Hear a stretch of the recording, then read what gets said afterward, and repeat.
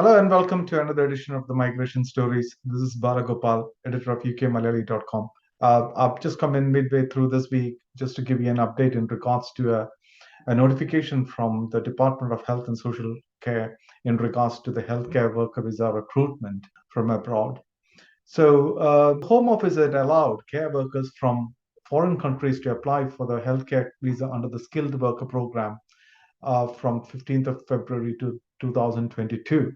This visa was designed as a temporary solution to alleviate pressures on the healthcare system as a result of COVID. All those organizations who held valid skilled worker sponsor license were able to sponsor workers from the shortage occupation list for 1 year until 15th of February 2023. Today is 15th of February 2023, and there is no official notification from the government in regards to this particular visa. However, it is interesting to note that last Friday, 10th of February, the Department of Health and Social Care has published a notification in regards to them providing around £15 million to helping out those migrant care workers. And the fund, which is named as the International Recruitment Fund, which has been given to dispersed to local councils for them to make a decision in regards to on how they disperse it through the providers. Today, I'm going to look into what this International Recruitment Fund says. I'm going to read out what exactly the fund says, and then let us discuss what it is. It says, although international recruitment has the potential to fill thousands of vacancies, we've recognized that many providers find it difficult and experience a number of different barriers. Yes, like what we did is we heard it from the Migration Advisory Committee report stated in 2022, saying that there has been a lot of unethical recruitment practice, and also there has been a lot of issues in regards to the problems faced by these healthcare migrant workers who arrived in this country. It is more in regards to the way on how it has been carried out, the recruitment, the pay which they have been receiving, and whether they had sufficient funds to be supported while they are here. Now, we didn't see, means the government noticed all those issues, and the Migration Advisory Committee said that we need to come up with a solution in regards to the problems faced by these healthcare workers. So, and now this fund, the guidance goes on to say that this fund is being established to provide employers with a range of support mechanisms so that they are able to take advantage of the benefits presented by international recruitment. It is also designed to help ensure an ethical approach to recruitment and employment practice, and that the international recruiters are provided with a range of support to help them make an effective transition to working in England. Now, this briefly summarized into what exactly this fund entails to, what the International Recruitment Fund is going to deliver. Now, we don't know yet on how this is going to be delivered. Now, it says here, the guidance says that that the conditions for partnership accessing the grant, the International Recruitment Fund grant, are as follows. It says partnership should consist of local authorities and care alliances or other groupings of local providers. So what we understand from it is that it is mostly going to the local councils to make a decision in regards to on how they are going to monitor or administer this particular grant. And then also they are saying about the local authority or the organization which is going to be responsible for this grant should have partnership. Their partnership should cover a region or a sub-region and make sure that the services offered through the partnership are available to adult social care providers within that area. So, which means the government is saying, asking the local authorities or the local organizations to be more focused in identifying the problems which is faced in their particular borough. For example, one of the councils borough in north of England would be not having a demand for healthcare as much as it is in the southeast. So what the government suggests is that let each regions or the councils make a decision in regards to what the requirements is. The requirement for nurses, is the requirement for healthcare workers, or is it for doctors or for technicians within the hospital. So these are the things which the government is looking into. One other point I would like to look at is whether the service offered through the partnership will help ensure ethical recruitment and employment practice. Yes, because a lot of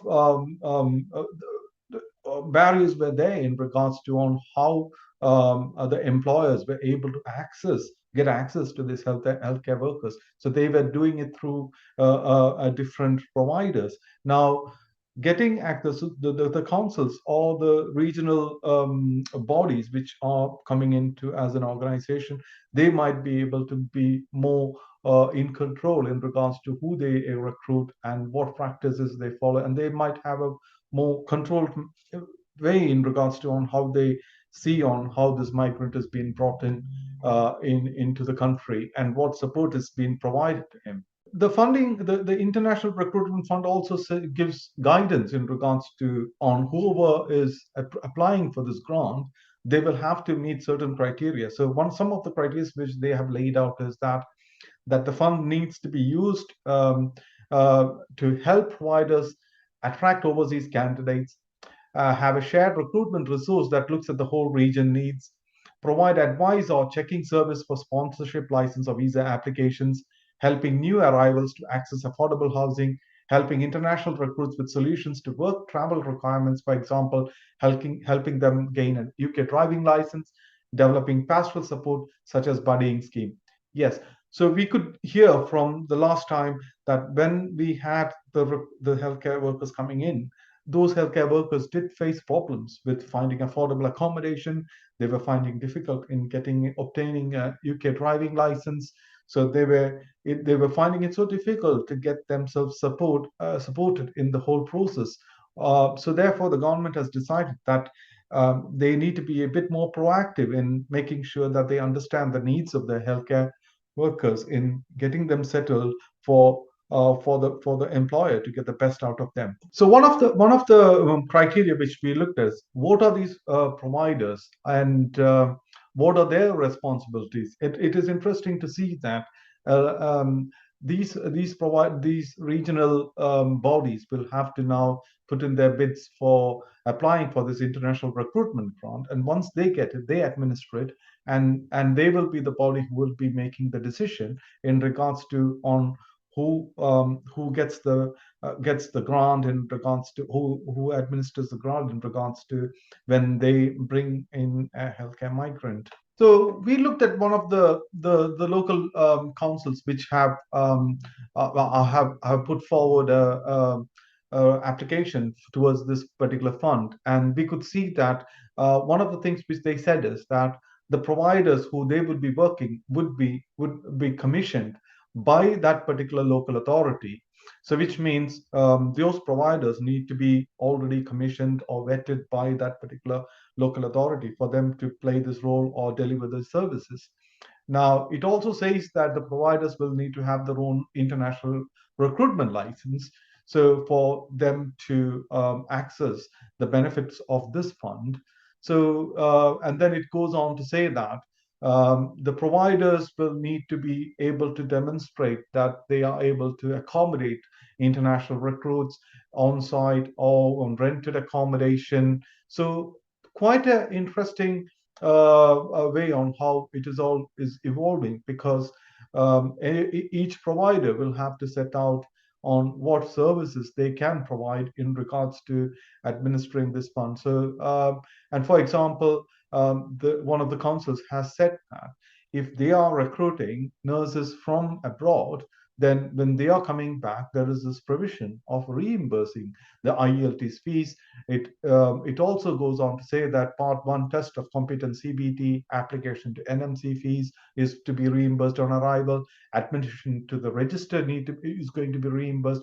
Health and care worker visa fees is going to be reimbursed. So quite a few things there where a local authority can decide on how they are going to incentivize or pay back these healthcare workers, those who are coming into the country. And also, I'm looking at another section which the proposal says on how they are going to reimburse the amount which to those healthcare workers, those who are coming in. So, for example, if they have done their health and care work visa fees for 3 year or for a 5 year license is going to be reimbursed.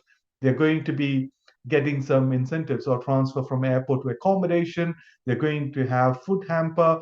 They're going to have the mobile SIM. They're going to have some form of refund of money for their ticket as well. So it is interesting to see that there are so many incentives which has been offered through this International Recruitment Fund to these healthcare workers. Now, it is interesting to see that these providers pass on these benefits to the healthcare workers. That is what is very much important. However, disseminating this information to those healthcare workers to tell them that things are changing. The International Recruitment Fund is there for them to actually avail of the benefits when they come into this country. It was unlike before that when they come in, they will have to find someone else to find their feet in this country. But the International Fund Recruitment Fund is devised in a way that the government supports those healthcare migrant workers, which is which means it is they are in a much more advantageous position. So these are a few briefs about the International Recruitment Fund. The guidance has come out only on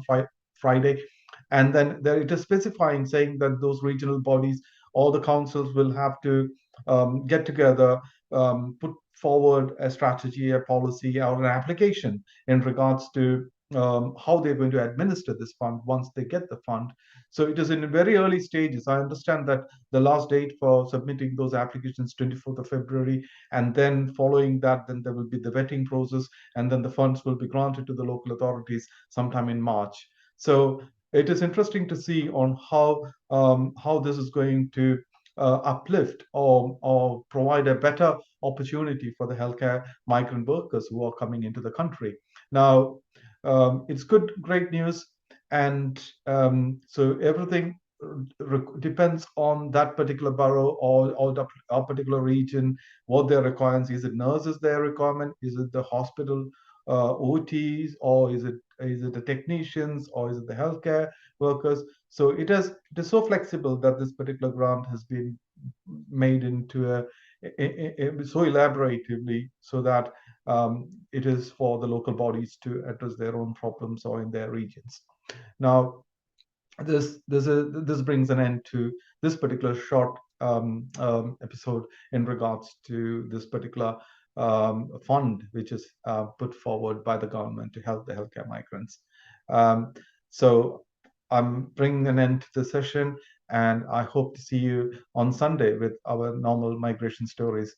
Until we meet, I'm bidding goodbye to you. Please do not forget to subscribe our YouTube channel. Thank you very much.